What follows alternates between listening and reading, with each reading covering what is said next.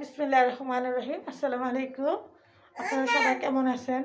আশা করি ভালো আছেন। আমিও ভালো আছি।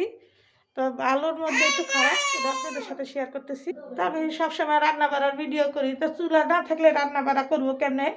সকালের নাস্তা দেখেন আরেক বাসার থেকে চাপড়িগুলো বানায় আনছি।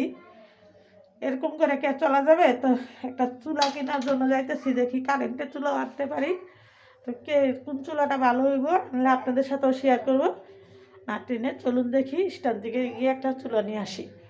দুঃখের মানুষের শেষ নেই, যাদের দুঃখ জীবনটা ভরা থাকে, সারা জীবনে হারা দুঃখে থাকে।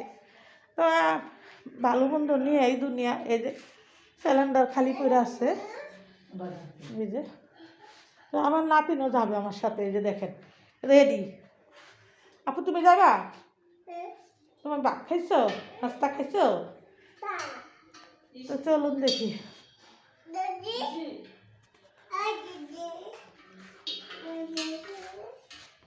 দুঃখের কথা কি কম হলেন, এই যে রান্নু সারাদিন রান্না করতে পারি নাই, রান্নার ভিডিও করি, রান্নার ভিডিও ছাড়ি, কিন্তু আজকে রান্না করতে পারি নাই। রাত বা যখন 9টা তখন ডাল রান্না করবো, তাও আরেক বাড়িতে নিয়ে। আমাদের সিলিন্ডার শেষ, এই যে দেখেন বোতলের গ্যাস পাওয়া যাইতেছে না, সরকারি গ্যাস তো নাই। আমরা এখন যারা নিম্ন আয়ের মানুষ আছে, আমাদের কিন্তু অনেক কষ্ট হয়ে যেতেছে।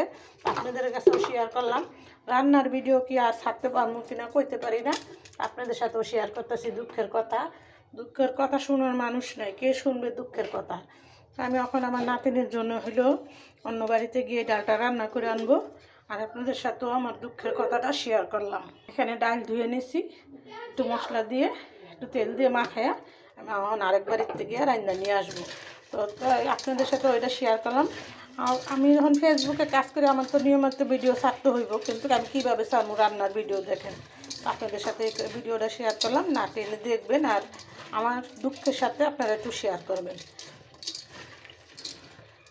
আর আমার ভিডিওটা কেমন হলো এটা কমেন্ট করেও জানাবেন। আর কি বলবো, এখন আমি ডালটা নিয়ে অন্য বাড়িতে নিয়ে রান্না করে নিয়ে আসবো, আর কিছু করার নেই। রান্না বাড়া সব বন্ধ করে না খেয়ে আসি। কালকে রাত্রে অনেক ঘর থেকে ডাল রান্না করে আনি, তারপর খাওয়া দাওয়া করছি। এখানে দেখেন চুলা চালির অবস্থা। কালকে আরেক বাড়িতে গিয়ে ডাল রান্না করে আনছি, দেখেন ডালের অবস্থা। তো এই আদা সিদ্ধ করে নিয়ে আসছি, একজনের বাসায় গেলে তো রান্না করা যায় না। তারপর এই ডালটা রান্না করে আনলাম। এখন দেখি চুলার ব্যবস্থা করবো, নাইতে কেমনে রান্না করব সেটাও শেয়ার করব। তখন যাইতেছি স্টানে, দেখি একটা চুলা আনতে পারি কিনা। তো চলুন। আইসা বললাম অল্টন শোরুমে,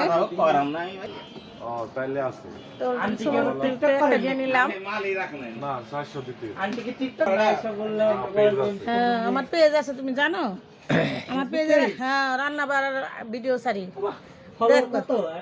এই তো আল্লাহ রহমতে 5700 মতো। দোয়া করবা আর আমার পেজটা ভিজিট করবা সবাই। আলহামদুলিল্লাহ আলহামদুলিল্লাহ, সবাই আসবেন এই শোরুম থেকে এসে নিয়ে যাবেন। আমিও নিয়ে গেলাম, বিপদের বন্ধু। এই যে চুলা নিলাম কারেন্টে, আর এই শোরুম থেকে আপনারা সবাই এসে নিয়ে যাবেন। অনেক জিনিস আছে, ফ্রিজ আছে, আয়রন আছে।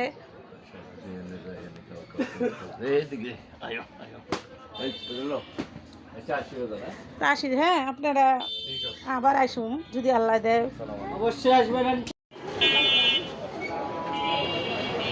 চুলা কিনে নিলাম, আপনাদের সাথে শেয়ার করবো বাসাতে।